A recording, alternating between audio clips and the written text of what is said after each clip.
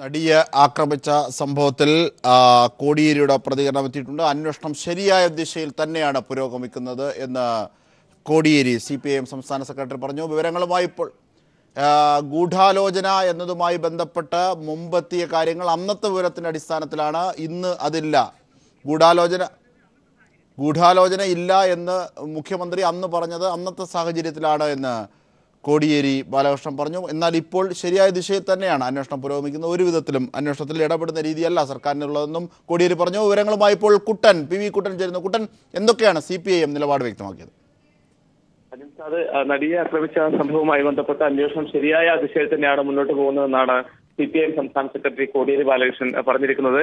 അന്വേഷണത്തിൽ യാതൊരു വിധത്തിലുള്ള ബാഹ്യ ഇടപെടലും പാടില്ല എന്നാണ് പാർട്ടിയുടെയും അതുപോലെ തന്നെ സർക്കാരിന്റെയും നിലപാട്.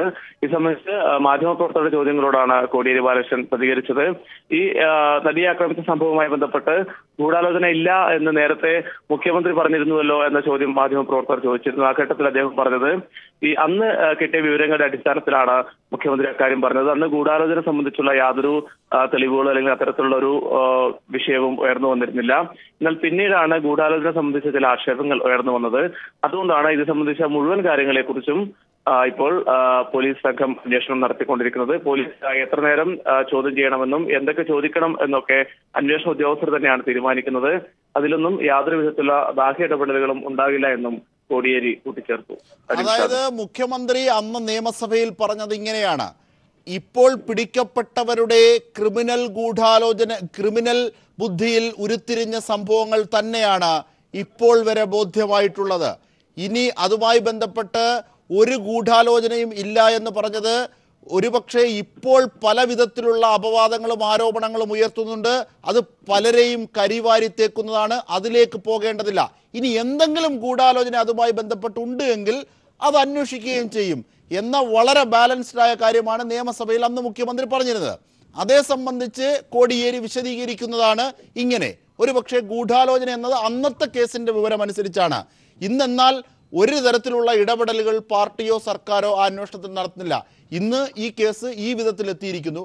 ആ കേസ് ശരിയായ ദിശയിൽ തന്നെയാണ് പോകുന്നത്. ഇതാണ് കോടിയേരി പറഞ്ഞത്. കുട്ടൻ, അജിൻഷാദ്, കോടിയേരി വളരെ വിശദമായി തന്നെയാണ് ഈ കാര്യങ്ങൾ വ്യക്തമാക്കിയത്.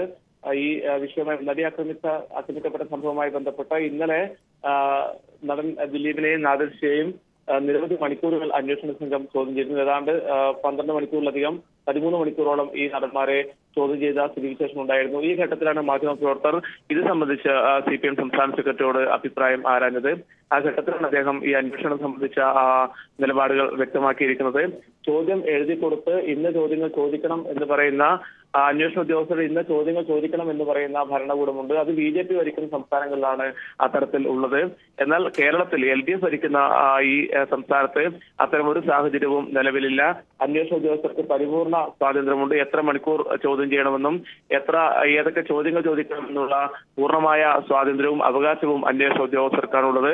അതിൽ യാതൊരു തരത്തിലുള്ള ബാഹ്യ ഇടപെടലും ഉണ്ടാകില്ല. സർക്കാരോ അല്ലെങ്കിൽ ഒരു തരത്തിലുള്ള രാഷ്ട്രീയ നേതൃത്വത്തിന്റെയും സമ്മർദ്ദവും ഇക്കാര്യത്തിൽ ഉണ്ടാകില്ല എന്നും കോടിയേരി വ്യക്തമാക്കുന്നുണ്ട്.